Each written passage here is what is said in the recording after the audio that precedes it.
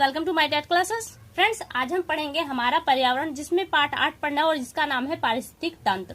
Friends, वैसे मैं बता दूं कि जो सी-टेट का फर्स्ट पेपर देना चाहते हैं, पर्यावरण पार्ट उनको पढ़ना है, उनके लिए ये टॉपिक मोस्ट इम्पोर्टेंट है, क्योंकि पर्यावरण इस पारिस्थितिक तंत्र से ही जुड़ा हुआ है। बाकी सारी चीजें इसके आसपास ही खेली जाती हैं, तो बस केवल हमें इतना देखना है कि पारिस्थितिक तंत्र क्या है। वैसे आप मोटे तौर पर तो जानते हैं, लेकिन जो यहाँ पे लिखित तौर पे हम उसे जान लेते हैं। और इसके अलावा अगर कुछ पार्ट इसमें बचता है तो मुझे एक अलग वीडियो में आपको बनाकर दूंगी, क्योंकि यहाँ पे बहुत से ऐसी चीजें जो हमसे छूट रही हैं, लेकिन वो छूटनी नहीं चाहिए तैयारी के लिहाज से। तो फिलहाल जो इस बुक में है हम उसे देखते हैं, फिर उसके लिए मैं अगली वीडियो आपको दूंगी। पारिस्थितिक तंत्र, वैसे हम जानते हैं कि जो हमारे आसपास जो क्षेत्र है और हम किसी न किसी रूप में एक दूसरे पर निर्भर है, यही हमारी निर्भरता पारिस्थितिक तंत्र कहलाती है, और इसे इंग्लिश में इकोसिस्टम बोलते हैं। तो आइए इसके अंदर की बातों को देख लेते हैं।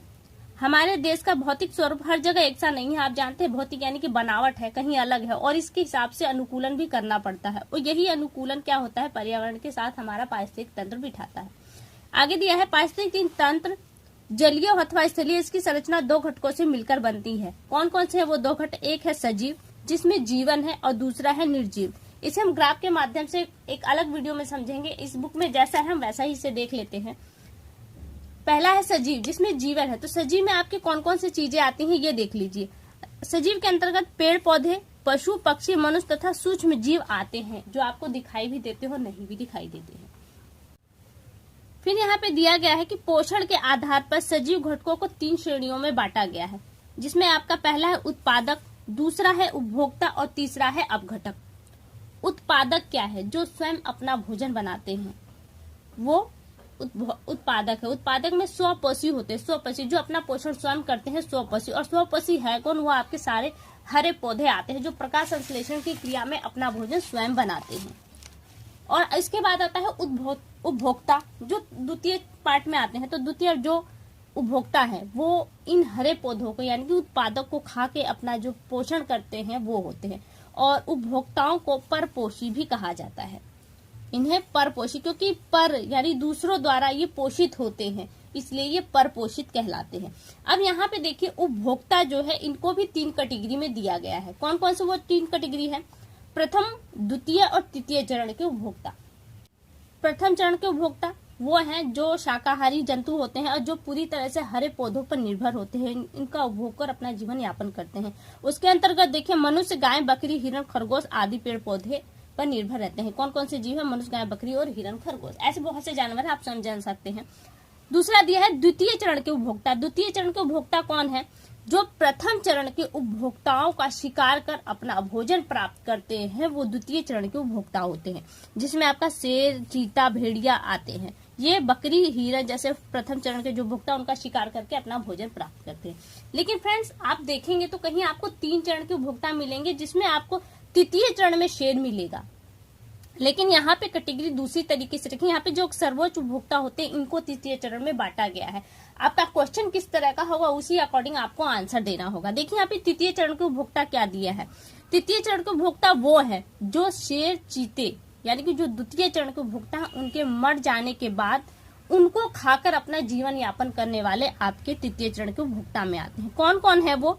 उसमें आपके आते हैं गिद्ध, बाज, चील तथा कौवा। ये मृत जानवरों को खाकर अपना जीवन यापन करते हैं। यहाँ से एक प्रश्न बनता है कि प्रकृति का सफाई कर्ता किन्हें कहा जाता है, क्योंकि जो चीजें, जो जीव मर चुके हैं, अगर वो उन्हें समाप्त न किया जाए तो इस दुनिया में आप समझ सकते हैं कि लाशों का एक भंडार बन जाएगा, सब जगह ढेर दिखाई देगा। तो इस ढेर को लगने न पाए, समाप्त हो जाए, तो ऐसी स्थिति में गिद्ध, बाज, चील प्रकृति ने निर्मित किए हैं और इन्हें प्रकृति का सफाई कर्ता कहा जाता है। दूसरी बात, यहाँ पे तृतीय चरण का उपभोक्ता या इन्हें अपमार्जक भी कहते हैं। कहीं कहीं आपने देखा प्रथम चरण के उपभोक्ता में आपके गाय, बकरी, खरगोश आ जाते हैं। द्वितीय चरण के उपभोक्ता में आपके कुत्ता, बिल्ली, भेड़, शियार वगैरह आ जाते हैं। और तृतीय चरण के जो उपभोक्ता उसमें शेर, चीता आ जाते हैं।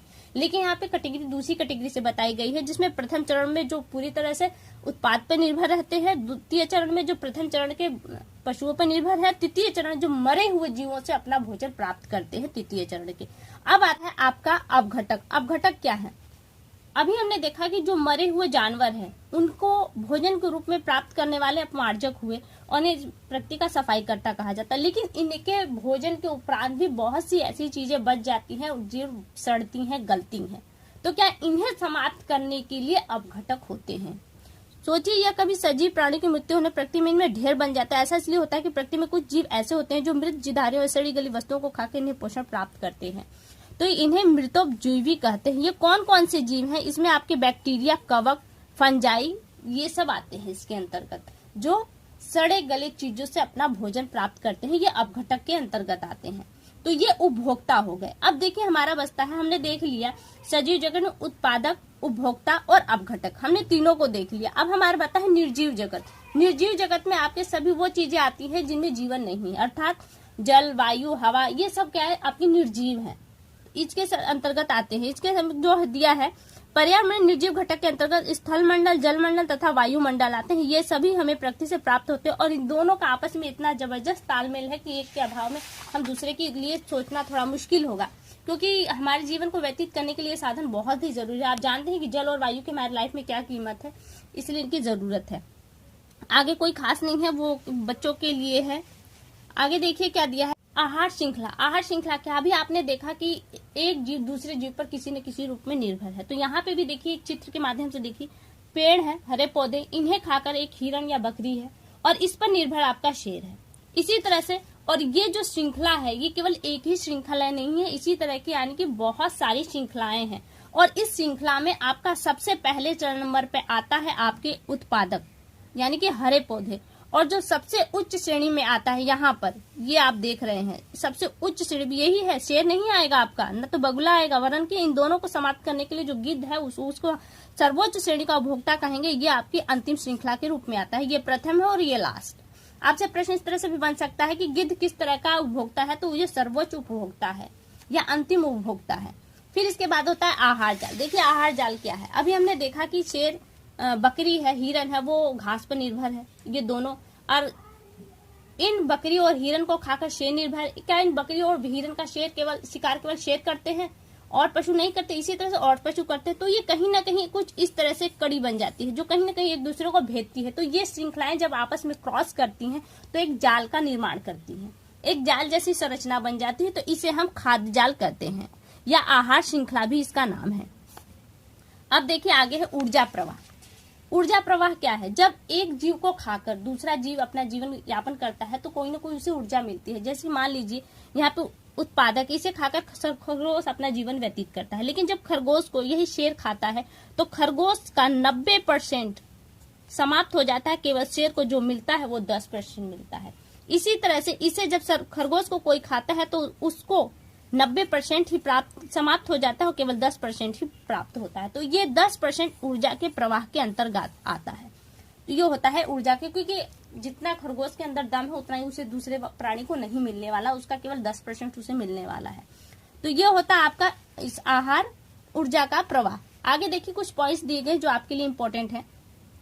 सौर ऊर्जा की बहुत कम मात्रा ही पृथ्वी के पारिस्थितिक तंत्र को प्राप्त हो रही है। इसका मुख्य कारण यह है कि पृथ्वी से प्राप्त होने वाली ऊर्जा की अधिकांश मात्रा पृथ्वी पर पहुंचने से पूर्व ही विकिरण आदि के रूप में नष्ट हो जाती है। और ये क्यों हो रही है? वातावरणीय प्रदूषण के कारण। तीसरा पॉइंट, नेक्स्ट पॉइंट देखिए, प्रकाश ऊर्जा का मात्र 1 से 5% भाग ही हरे पौधे द्वारा संचित रासायनिक ऊर्जा परिवर्तित हो पाता है और यह वृक्षों की लगातार घटती कमी की वजह से हो रहा है। अगला पॉइंट है, उत्पादक तथा उपभोक्ता स्तर पर ऊर्जा की मात्रा निरंतर कम हो रही है। यह वृक्षों तथा कुछ जीव जंतुओं की कम होती संख्या के कारण है। अगर हम एक जीव को समाप्त करें तो उस पे जो निर्भर है जीव, वो भी कहीं ना कहीं इफेक्ट पड़ेगा उन जीवों पर भी। आगे है पर्यावरण परिवर्तन या फिर प्राणियों का अनुकूलन। तो फ्रेंड ये वीडियो बहुत ज्यादा लंबी हो जाएगी, क्योंकि अभी हमने वहां पे पारिस्थितिकी और यहाँ पे देखेंगे अनुकूलन। वहां पे हमने खाद्य के रूप में देखा था, यहाँ अनुकूलन के रूप में देखेंगे। तो ये वीडियो बहुत ज्यादा लंबी हो जाएगी, इसलिए हम इसे यहीं पे समाप्त करते हैं और इसका दूसरा पार्ट हम अगली वीडियो में लाएंगे आपके लिए।